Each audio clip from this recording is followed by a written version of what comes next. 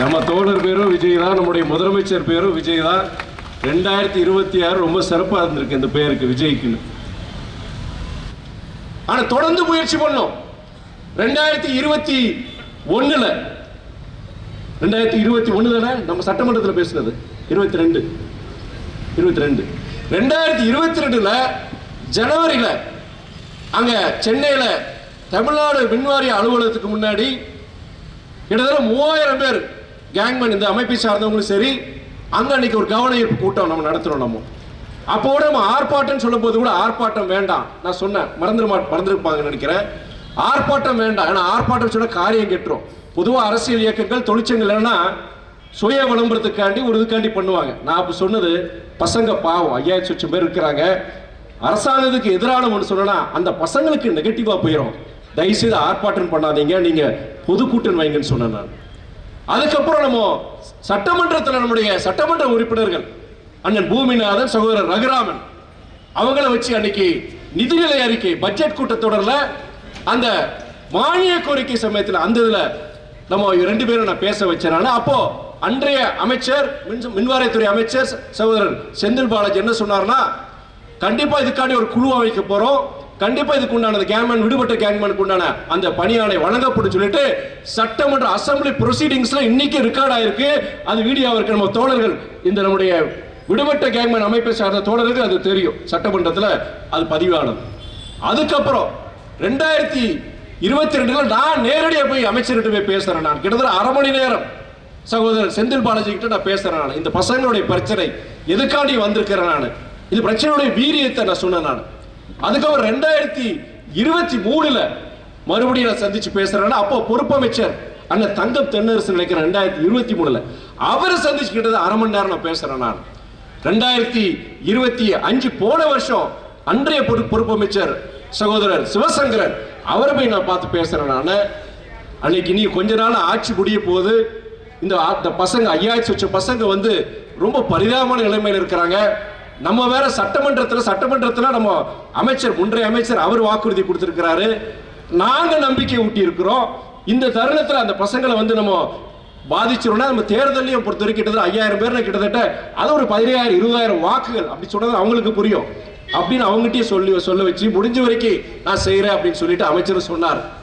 தொடர்ந்து அமைச்சர்கள் சந்திப்பா இருக்கட்டும், இல்ல நம்முடைய சட்டமன்றத்தில் 2023 மறுபடியும் பூமிநாதன் அண்ணன் வச்சு நான் பேச வச்சேன். நான் அப்போட அமைச்சர் என்ன சொன்னாரா, நாங்க முதலமைச்சர் கவனத்துக்கு கொண்டு போறோம். ஆனா இதுல பசங்களுக்கு என்னன்னா வருஷம் ஆக ஆக அவங்களுக்கு ஒரு மன விரக்தி. அதுல ஒரு பசங்க குறிப்பிட்ட ஒரு பசங்க 2023 நினைக்கிறேன் அங்க கொளத்தூர்ல அன்றைய முதலமைச்சர் அவருடைய சட்டமன்ற அலுவலகத்துக்கு முன்னாடி ஒரு அமைதியான முறையில் ஒரு ஆர்ப்பாட்டம் நடத்திட்டாங்க. தம்பி தலைமையில தான், விஜய் தலைமையில ஒரு ஆர்ப்பாட்டம் நடத்திட்டாங்க. உடனே அரெஸ்ட் பண்ணி அவங்களை கிட்டத்தட்ட 15 நாட்கள் நினைக்கிற புழல் சிறையில் அங்கே அடைச்சி வச்சிருந்தாங்க. அப்போ நம்முடைய MLF இயக்கம், நம்முடைய தோழர்கள் இவங்களுடைய உதவியோட நம்முடைய இயக்கத்துடைய வழக்கறிஞர் சகோதரர் குமார் அவருடைய உதவியோட அவங்க பிணையில் எடுத்துடணும். அப்போ கூட வெளியில தெரிய வேண்டாம், ஏன்னா மதிமுக தான் இவங்களை பின்னாடி வெளியே எடுத்து வச்சுன்னா அது ஒரு அரசியல் ரீதியாக ஒரு பிரச்சனை ஆயிருமேன்னு சொல்லிட்டு நான் எனக்கு என்னன்னா இந்த பசங்களுக்கு 5493 பேருக்கு ஒரு வேலை கிடைக்கும், அந்த குடும்பங்கள்ல அது ஒவ்வொரு குடும்பங்களை அந்த விலக்கேற்றி வைக்கணுங்கிற அந்த ஒரு எண்ணிக்கை தவிர வேற எதை பத்தி எனக்கு கவலை கிடையாது.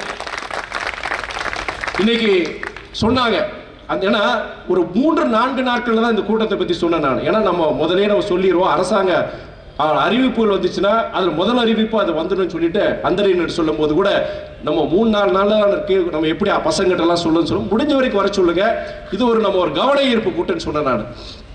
ஆனா இன்னைக்கு நான் ஒரு 2 நாட்களுக்கு முன்பு அங்க செக்ரட்டேரியட்ல நம்முடைய மின்வாரியத்துறை அமைச்சர் சகோதரர் நிர்மல்குமார் அவரை சந்திக்கும் பொழுது என்னுடைய திருச்சி தொகுதியை சார்ந்த பிரச்சனைகள் அதை பத்தியும் பேசிட்டு அதுக்கப்புறம் சகோதரர் இது ஒரு முக்கியமான பிரச்சனை, இந்த விடுபட்ட கேங்மேன் அப்படின்னு சொல்லிட்டு அந்த லெட்டர்ல இருந்து அத்தனையும் வாசிச்சு இந்த பசங்க எவ்வளவு கஷ்டப்பட்டிருக்காங்க, இந்த குடும்பங்கள் எவ்வளவு சித்திரவதைக்குள்ள போயிருக்கிறாங்கன்னு சொல்லிட்டு நான் விவரிச்சு சொல்லும் போது நான் என்னென்ன சொல்லணும் அதை தான் அமைச்சர் அன்னைக்கு டிவி நிகழ்ச்சியில அவர் பேசியிருக்கிறார். அவர் சொல்றார் இல்லையா, அவங்க போகாத இடம் கிடையாது அப்படி விவரிக்கிறார். விவரிச்சு அந்த குடும்பங்கள், அந்த தோழர்களுடைய, விடுபட்ட கேங்மேனுடைய தோழர்களுடைய அந்த மன வலி அவர் சொல்றாரு பாத்தீங்களா, அது அத்தனையும் அன்னைக்கு அந்த 10 நிமிஷம் அமைச்சருக்கு நான் விலைக்கு சொன்னேன். நான் முதல்ல அறிவிப்பு என்ன வந்திருந்ததுன்னா, ஒரு போன வாரம் என்னன்னா, மின்வாரத்துறையில கிட்டத்தட்ட புதுசா ஒரு 17,000 பேர் அப்பாயின்மெண்ட் கொடுக்க போறேன்னு சொன்னாங்க. இந்த 5,403 பேர் விடுபட்ட கேங்மேன் அவங்களுக்கு இது கொடுக்கறதுனால அந்த 17,000 இன்னைக்கு 20,000க்கு மேல இன்னைக்கு கூட்டி கொடுத்துருக்காங்க, அதிகப்படுத்திருக்கிறாங்க. எனக்கு ரொம்ப ஒரு சந்தோஷம். நீங்க அந்த தம்பிங்க வராட்டியும் பரவாயில்ல எனக்கு. ஆனா இந்த செய்தி போகும், அந்த விடுபட்ட கேட்கணும் அந்த 5,493க்கும் மறுமலர்ச்சி திமுக என்ன செஞ்சது, எம்எல்எஃப் என்ன செஞ்சது, துரை வைகோ என்ன செஞ்சாருங்கிற அந்த செய்தி அது முதல்ல என்ன சந்தோஷம்னா, அந்த பசங்களுக்கு ஒரு சந்தோஷம், இந்த குடும்பங்களுக்கு ஒரு சந்தோஷம், ஒரு நம்பிக்கையை கொடுத்துருக்கு. நான் இன்னைக்கு இது கவன ஈர்ப்பு கூட்டம் கிடையாது, இது நன்றி அறிவிப்பு கூட்டம். நம்முடைய மாண்புமிகு முதலமைச்சர் அன்பு சகோதரர் விஜய் அவர்களுக்கும், மின்வாரியத்துறை அமைச்சர் சகோதரர் நிர்மல்குமார் அவர்களுக்கும் நான் மறுமலர்ச்சி திராவிட முன்னேற்ற கழகத்தின் சார்பாக, நம்முடைய விடுபட்ட கேங்மேன் அமைப்பின் சார்பாக என் கோடான கோடி நன்றியை நான் தெரிவித்துக் கொள்கிறேன். நான் இன்னைக்கு முதலமைச்சரை சந்திக்கும் பொழுது கிட்டத்தட்ட 12 கோரிக்கைகள், 12 கோரிக்கைகள் 10 கோரிக்கை நம்ம திருச்சி இந்த தொகுதியை சார்ந்த கோரிக்கைகள் தான். திருச்சிக்கு மெட்ரோ ரயில் இல்லையே, மதுரைக்கு கேட்கறாங்க, கோயம்புத்தூருக்கு கேட்கறாங்க, அதுக்கு கிடைக்கல வச்சுக்கோங்க, அட்லீஸ்ட் கேட்கறாங்க. திருச்சிக்கு யாருமே கேட்கலன்னு சொல்லிட்டு அதை நான் சொல்றேன் நம்முடைய முதலமைச்சர்கிட்ட. அதுக்கப்புறம் இங்க நம்முடைய அரசு போக்குவரத்துடைய தலைமை அலுவலகம் தமிழ்நாட்டில் 10 லட்சத்துக்கு மேற்பட்ட ஜனத்தொகை இருக்கிற நகரங்கள்ல எல்லா நகரங்களுக்கும் அந்த கோட்டை அலுவலகம் இருக்கு.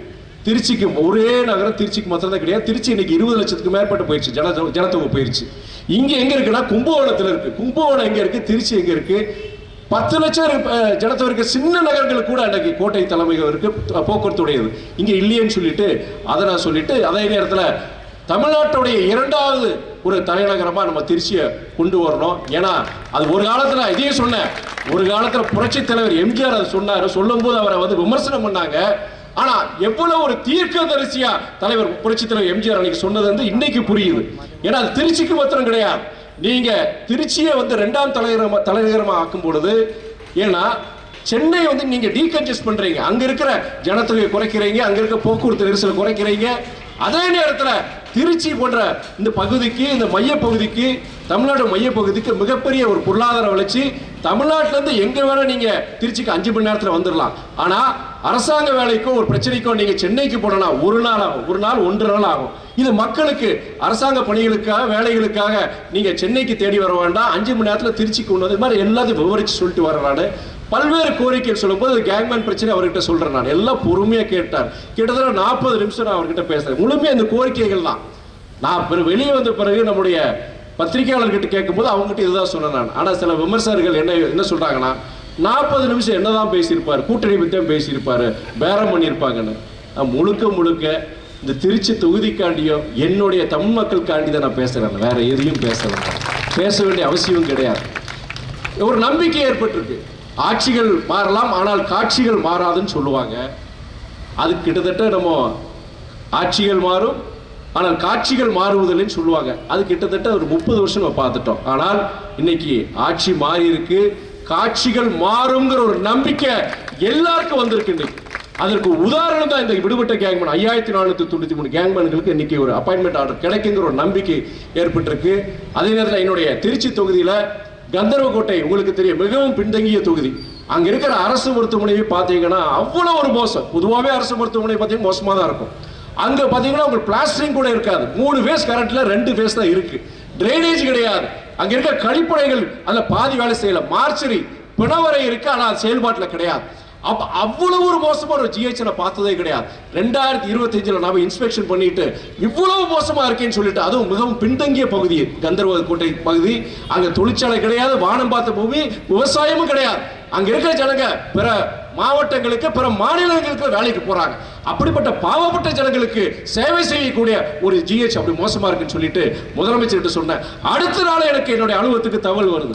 அடுத்த நாளே அதுக்கு அடுத்த நாள் நாங்கள் கந்தரக்கோட்டைக்கு போற பீடபிள்யூடி அதிகாரிகள் எல்லா பிளான் எல்லாம் வச்சுட்டு வராங்க, எங்களுக்கு மேல இருந்து உத்தரவு வந்திருக்குன்னு சொல்லும்போது எல்லாத்தையும் உள்வாங்கிட்டு இன்னைக்கு புதிய இடம் அந்த கட்டட வரைபடம் பார்த்து சரியா வரான்னு சொல்லிட்டு புதிய இடம் என்னுடைய அலுவலகத்தை சார்ந்த தோழர்களை வச்சுட்டு புதிய இடத்தை சொல்லி கலெக்டரேட் ஓகே வாங்கி இப்போ நம்முடைய மருத்துவத்துறை அமைச்சர் டாக்டர் அருண்ராஜ் அவர்கிட்டயே சொல்லி கண்டிப்பா நீங்க கந்தரக்கோட்டையில இப்போ இருக்கிற மருத்துவ அந்த ஜிஹெச் பொறுத்தவரைக்கும் வெறும் 50 சென்ட்டுக்குள்ளதான் இருக்கு.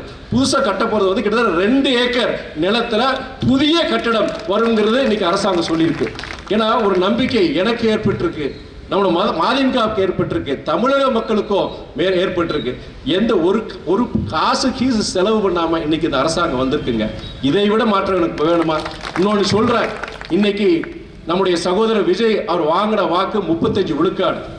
அடுத்து ஒரு தேர்தல் வைங்க, குறைஞ்சபட்சம் 60 விழுக்காடு வாக்குகள் அவருக்குள்ள நான் சொல்லுவேன். நான் எனக்கு அந்த நம்பிக்கை இருக்கு. ஏன்னா இன்னைக்கு நிறைய பேர் சொல்றாங்க இவ்வளவு ஜெயிச்சிட்டாரு, 108 இடங்கள் ஜெயிச்சிட்டாரு, காசு பணம் இல்லாம ஜாதி மத அரசியல் பேசாம ஜெயிச்சிருக்கிறார், இவர் ஜெயிக்க மாட்டேன்னு தெரிஞ்சுதான் நாங்களும் ஓட்டு போட்டிருப்பேன். இன்னைக்கு பல பேர் நான் பார்க்க சொல்றவங்களை பார்க்கறேன்.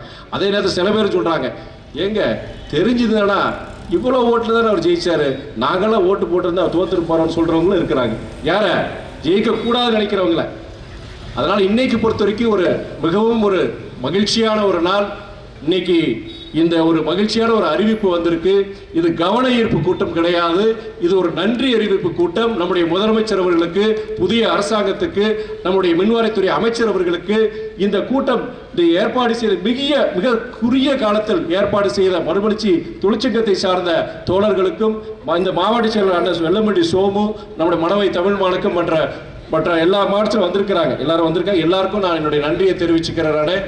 இந்த அரசியல் பார்க்காம எல்லாருக்குமான ஒரு எம்பியா நான் இருப்பேன், நான் எல்லாருக்குமான ஒரு அரசியல்வாதியா நான் இருப்பேன்னு சொல்லிட்டு நான் விடைபெறுகிறேன். நன்றி, வணக்கம்.